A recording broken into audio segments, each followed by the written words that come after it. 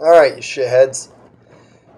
I'm feeling like dog ass, so this is going to be short and sweet, because I feel like I got fucked by a drunken hippopotamus. So, this week we had our first week of 10 teams, and we have some results to go through. We're going to burn through those. I'll talk about next week a little bit, and then we'll just get going. And so the first match we'll talk about, of course, is mine, because I love myself. And Brad managed to beat me. Now, I know I talked a world of shit leading up to this, but I still stand by it. Brad's team had Peyton Manning and AJ Green, and they both combined for 88 points, which is more than 50% of Brad's total of 165 points. Also, when you consider the fact that I would have beaten 6 out of the possible 9 people I would have played against last week, and I would have beaten everybody who lost last week, I still think I have a fucking dope team that just bumped up against a buzzsaw, which is typical because I always score a lot of points, but you fuckers seem to have your best games against me. I don't know what it is. Then we'll head over to Bird and Sheckton. I'm going to name this one the Tard Bowl. Sheckton's Washington Redskins lineup surprisingly didn't hold too much water, and Bird won despite the fact that his kicker outscored all but 2 of his players. I believe his kicker had 13 points, and he had a player with 14, and I think his quarterback had like 18. So when your kicker is your third best scorer, you usually don't win. So Chase, take some notes, make some adjustments, because you're not going to play the Redskins every week, and that's just not going to cut the weight here, my friend. Then we had Anthony and Zach. Anthony bills out a pretty big win here, 174 to 152, beating a division rival right away on week 1. Despite a really kind of awkward lineup, Zach still managed to put up decent numbers. Like, some of the players were kind of shitty, but other ones were really good. So Z looks like he's got a kind of roller coaster season ahead of him. We'll see though. I don't hate it. Sorry, buddy, you got bit by the first injury bug. Little Shane Vereen action. I don't even know what happened to him because he plays for Patriots and he's not on my fantasy team, so I don't even fucking care. I just know he's out and people are butthurt about it. But fuck him. My favorite part of it though is that you offered me a trade, and before you even had a chance to review the trade, you're already on the waiver wire.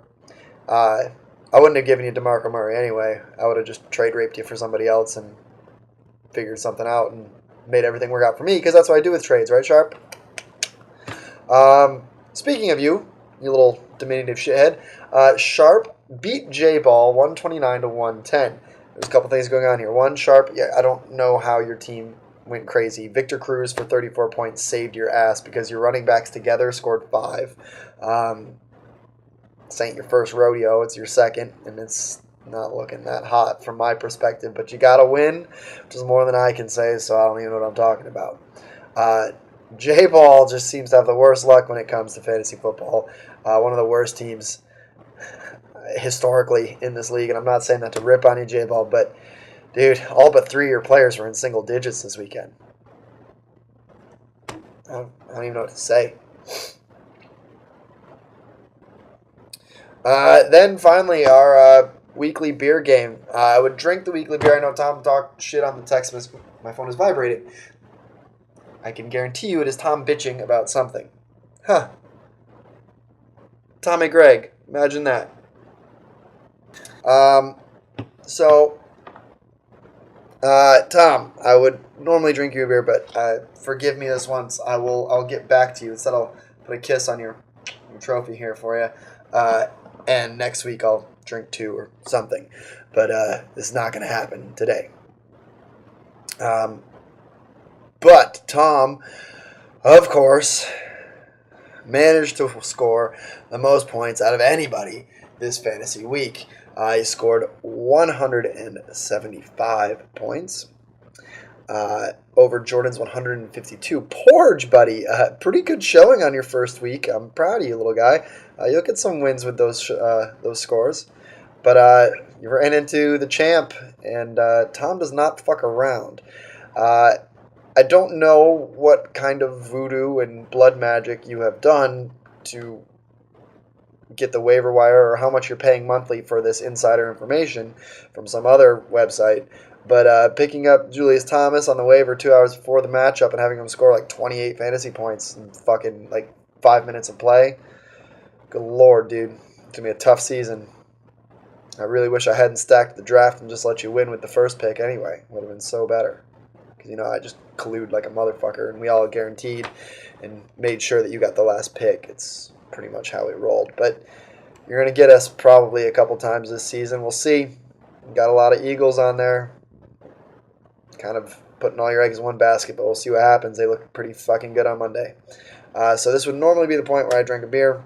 But I'll get you. So congratulations, Tom. You are our 2013 Week 1 Weekly Beer of the Week. For you newbies that don't know about this, the Weekly Beer Award is the Captain Jack's Weekly Beer, and it goes to the team that scores the most points.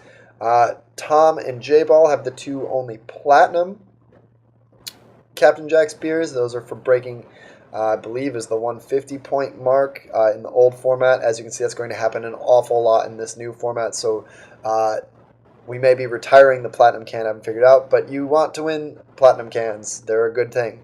You want to win gold cans because they're also a good thing. So, Tom, you got the first one. Congratulations. Yeah, fuck off. As for next week, I'm not going to preview all the matchups because I basically want to shoot myself in the head. It could be, the game of the week next week could be Tom over Shekton. Because Shekton's lineup is awful. He's not going to score any points, like ever. And Tom's lineup looks pretty good. So Tom scoring lots of points and Shekton scoring very few points is going to be bad. Because Shekton scored the least amount of points last week.